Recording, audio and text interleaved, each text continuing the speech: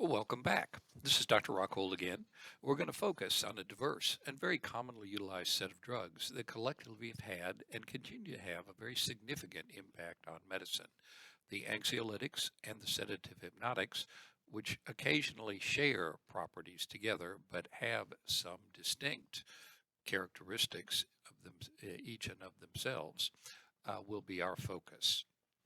The tablet depicted in this slide is a proprietary version of the benzodiazepine diazepam or Valium, and the effort and the cost involved in manufacturing such a complex imprinted tablet is a little bit indicative of the impacts that these drugs have had on our society and on our economy. So, while you're viewing these lectures, you might enjoy some background music. I'll recommend Mother's Little Helper by the Rolling Stones, which was written specifically to highlight the impact of Valium on the public. Sedative hypnotics have been with us since, at least, when we consider civilization to have begun. The quintessential example being ethanol, probably introduced as beer or mead. The first agents used more specifically as pharmaceuticals were the bromide salts. Moderately effective, they were supplanted by introduction of first chloral hydrate in 1869 and then later the barbiturate phenobarbital in 1912. Bromides are still used to a limited extent in Europe, and chloral hydrate and phenobarbital are still available in the United States. Chloral hydrate is best known as an additive to alcohol, the infamous Mickey Finn knockout drops, and arguably was the first of the date rape drugs other than ethanol. Meprobamate was introduced in 1951. While it has faded in popularity, it is notable in that it started a research arms race among big pharma for the next big earner tranquilizer. The benzodiazepine followed quickly in the early 1960s. Flumazenil, depicted in red, acts as a specific antagonist to binding of benzodiazepines to the benzodiazepine receptor site. And most recently, a group of benzodiazepine receptor agonists, referred to as the Z drugs, have become popular for management of sleep disorders. Separate branches of the sedative hypnotic development tree introduce several other types of agents that have significant sedative hypnotic actions, but very different pharmacologic targets. We'll discuss these in detail a little bit later.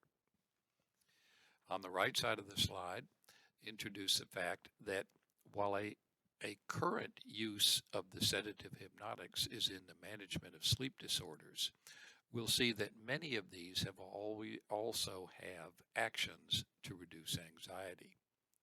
However, issues of abuse liability and other toxicities have led to a decline in the use of the barbiturate benzodiazepine group for anxiolysis. And currently, you have to emphasize that first-line drugs for the management of anxiety include serotonin reuptake inhibitors, the selective serotonin reuptake inhibitors, serotonin norepinephrine reuptake inhibitors, and a unique agent, buspirone. Gabapentin, certain other antidepressants or antipsychotic medications are also used much more frequently for anxiolytic actions these days than are the older sedative hypnotics. In addition, some antihistamines like hydroxyzine is available and can be used in some capacity for anxiolytic actions.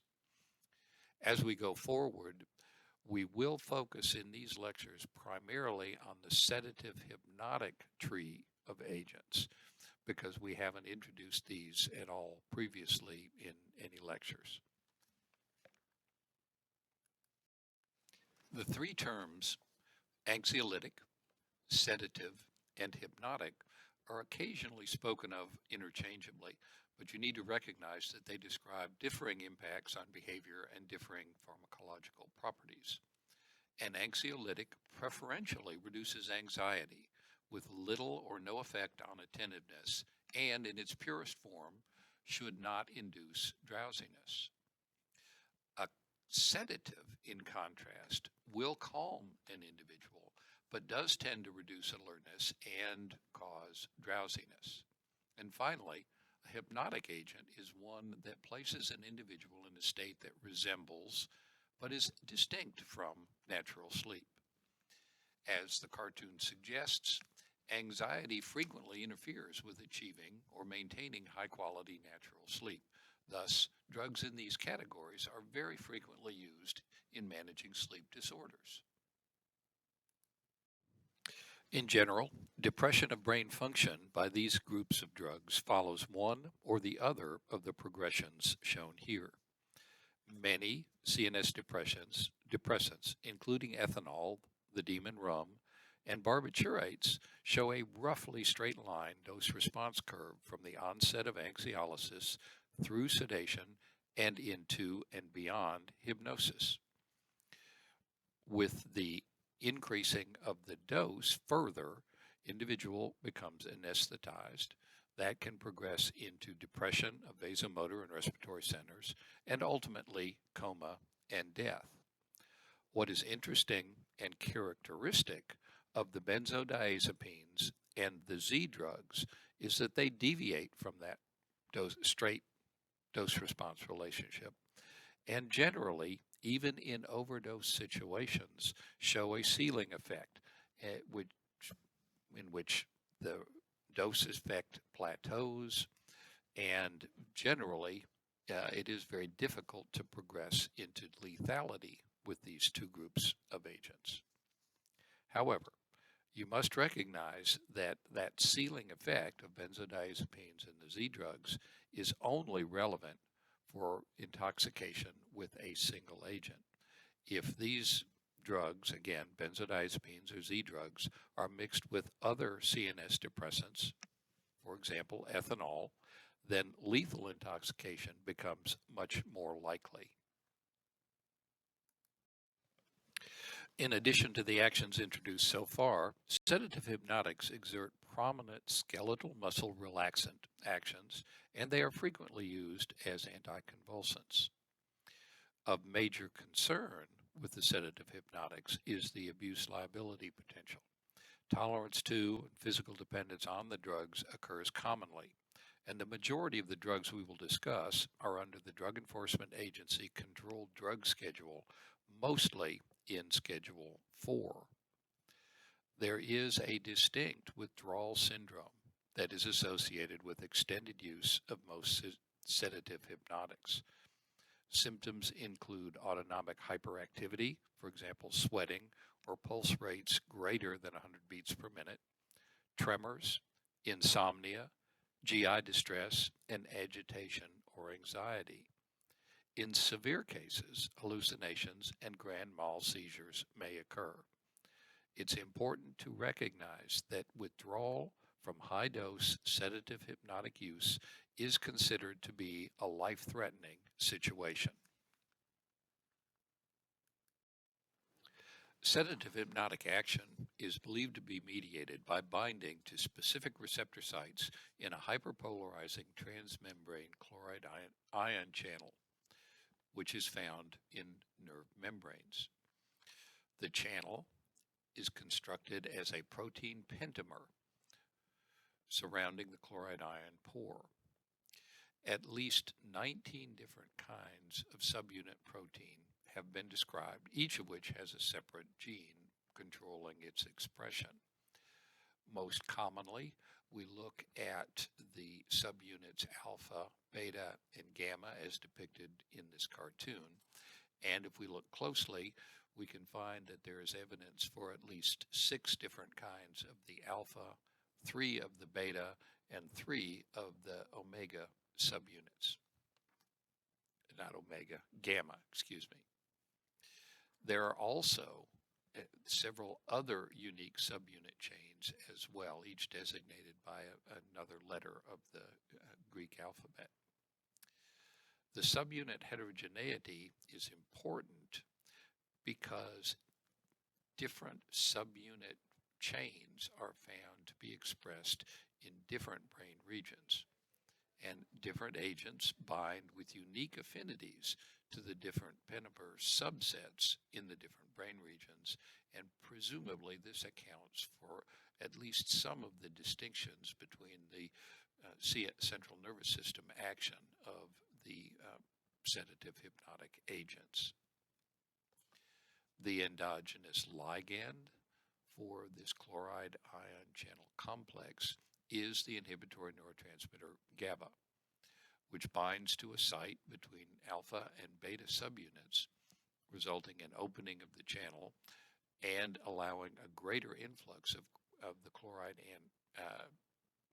ion, which hyperpolarizes the neuron and slows nerve activity. Recognize that this is referred to as the GABA-A ion complex and receptor. There is a second type of GABA receptor, the GABA-B receptor, and this is, in contrast, this is a G protein coupled receptor, but we're not going to talk further about the GABA-B receptor in these lectures.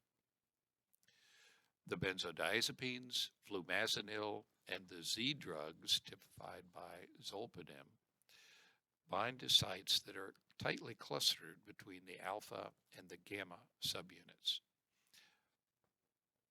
That binding allosterically enhances GABA binding to its unique binding site and further quiets the neuron.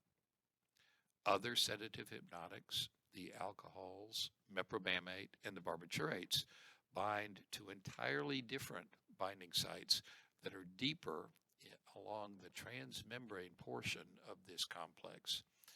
And because of this site and the fact that they will open the channel in the absence of GABA, we believe this is part of the reason that these drugs may have a higher intrinsic toxicity than do benzodiazepines or the Z drugs.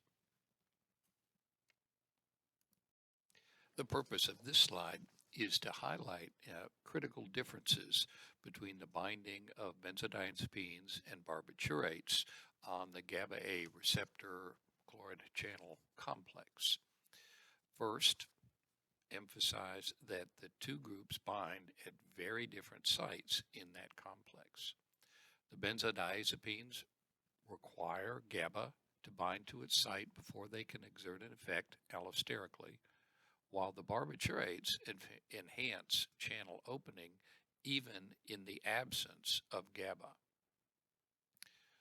One of the results of this is that barbiturates have an intrinsically higher capacity for toxicity than do the benzodiazepines.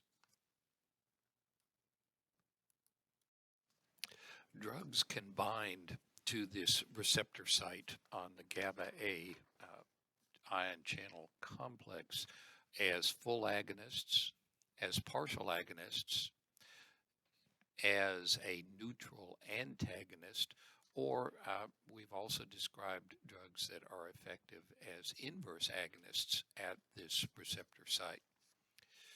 The binding site here is generally referred to as the benzodiazepine 1 binding site.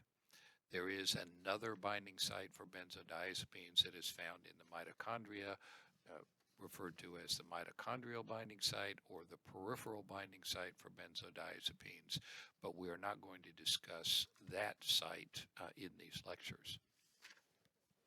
The point of bringing this forward particularly is to reemphasize the fact that there is a specific clinically available benzodiazepine receptor antagonist, flumazenil or romazicon. Flumazenil has affinity for the GABA-A benzodiazepine 1 receptor and is a neutral antagonist. It will bind to and it'll block the action of both the benzodiazepines and the Z drugs, the other groups of sedative hypnotics that bind to that site. And it can be used to relieve excessive sedation in overdose situations with these agents. We'll speak more about this a little bit later. It's important to recognize it does not block the deep transmembrane sites where ethanol, barbiturates, and meprobamate act, so that flumazenil is not an antagonist for the actions of those types of sedative hypnotics.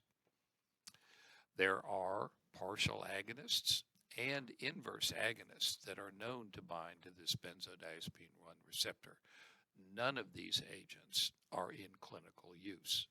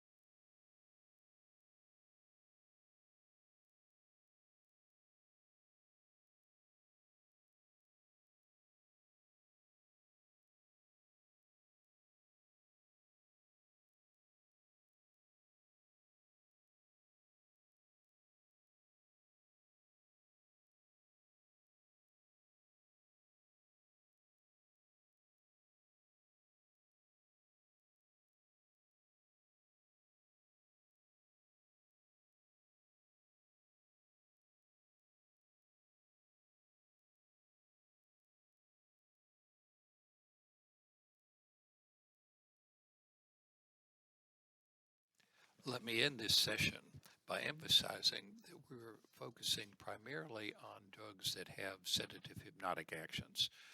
Many of these also do have significant anxiolytic actions, but we're going to be focusing on the sedative hypnotic actions of these agents preferentially. While drugs that are in the barbiturate and benzodiazepine branches of the sedative hypnotic tree have classically been used as anxiolytic agents, currently the serotonin reuptake inhibitors, buspirone, and the gabapentinoids are much more frequently prescribed for anxiolysis at the present time. The structure of the GABA-A chloride channel complex and the binding sites for benzodiazepines and similar drugs on that protein complex are critical sites for the mediation of the actions of the classical sedative hypnotics. Thank you. We'll have a second session available for follow-up.